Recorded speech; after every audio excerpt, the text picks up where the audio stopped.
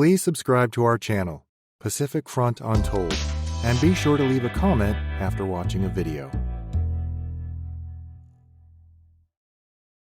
The uneasy peace that had existed between the Republic of China and Empire of Japan since the 1931 invasion and occupation of Manchuria all but disintegrated on July 7, 1937, as Japanese and Chinese troops exchanged fire in what came to be known as the Marco Polo Bridge Incident. The following 8-year conflict, also known as the War of Resistance, would be defined not only by brutality, but also the scale of its destruction, with tens of millions killed or wounded and entire regions devastated beyond recognition. First, it is crucial to examine the overarching political situation in China during the 1930s to understand Chinese efforts to resist the Japanese invasion. The Republic of China, while nominally controlled from Nanjing under Chiang Kai-shek's Nationalist Party, also known as the Kuomintang, had to contend with regional factions and warlords. Provinces like Shaanxi and Guangxi were run as virtually independent states, while at the same time, other warlords, such as those in Sichuan and Yunnan, cooperated to varying degrees with the central government in Nanjing. Additionally, the Kuomintang was locked in a violent civil war with the Chinese Communist Party, or CCP. The civil war between the Kuomintang and the CCP ceased when the anti-Japanese Second United Front was created in December of 1936, following the Xi'an incident, and lasted until the end of the Second World War. Such levels of political and organizational division and the resulting lack of cohesion and trust came to define many aspects of the Chinese war effort, which was compounded by their poorly trained military and lack of modern equipment. By contrast, the Imperial Japanese Army was a modern, well-equipped, and well-trained force that lacked any such deficiencies. As a result, the early stages of the conflict went very poorly for the Chinese Second United Front.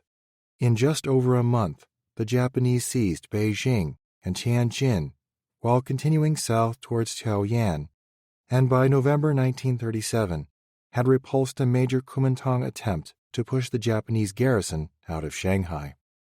The Battle of Shanghai heavily depleted Kuomintang forces, a fact the Japanese would quickly exploit to devastating effect by taking the capital of Nanjing, which fell to the Japanese just a month later in December 1937.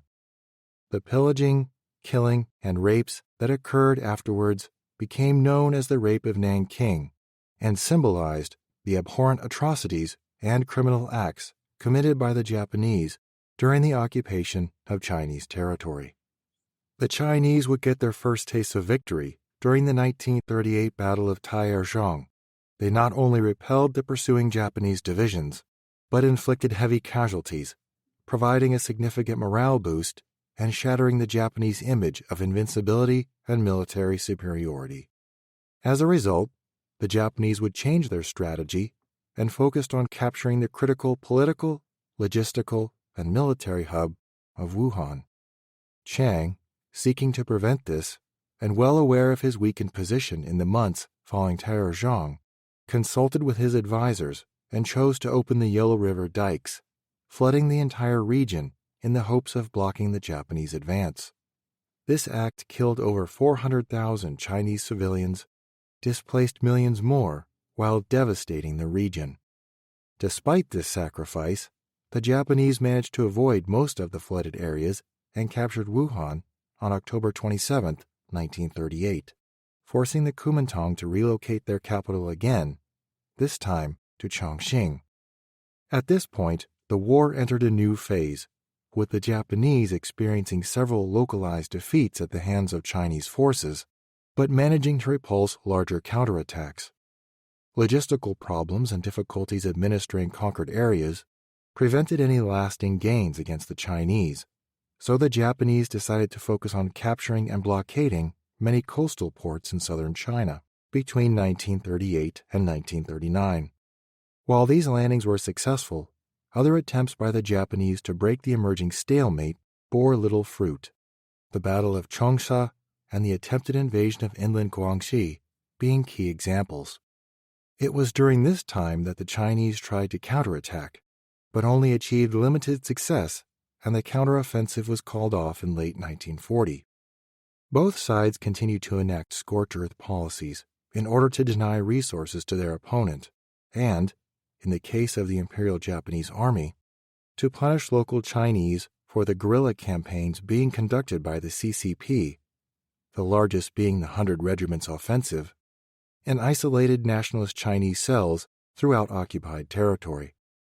The war remained a stalemate until the entrance of the United States following the attack on Pearl Harbor on December 7, 1941. The entrance of the Allies into the war initially did little to change the military situation in China. Efforts by the Japanese to break the stalemate continued to fall well short of their objectives, and as time went on, more and more Allied supplies and advisors began arriving in China, allowing Chiang to equip, train, and expand his forces considerably.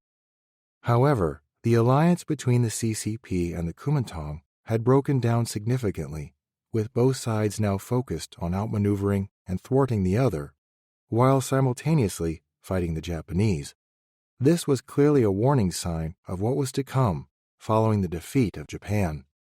The Japanese Army's final effort to improve its position in China was Operation Ichigo, which, while successful in accomplishing all its objectives, did little to improve the situation on the ground for Japan, further stretching out its forces and failing to prevent continued Allied bombings from bases further inland. As 1945 began, the Kuomintang's efforts to reverse Japanese gains began to bear fruit, and Chinese forces began planning for wider liberation efforts in the north. However, with the dropping of atomic bombs on Japan, these operations were never executed, and the war officially ended with Japan's unconditional surrender on September 2, 1945. The death toll from the 8 years of resistance was devastating. By the war's end, the total military casualties alone were estimated to be between 15 to 22 million men, with the Imperial Japanese Armed Forces suffering approximately 3 to 3.6 million military casualties, the Kuomintang suffering between 3 to 10 million, and the CCP incurring another estimated 3.8 to 10.6 million military casualties. As the Second World War ended, the battle for political and military control of China between the Kuomintang and the CCP was now free to escalate without external interference.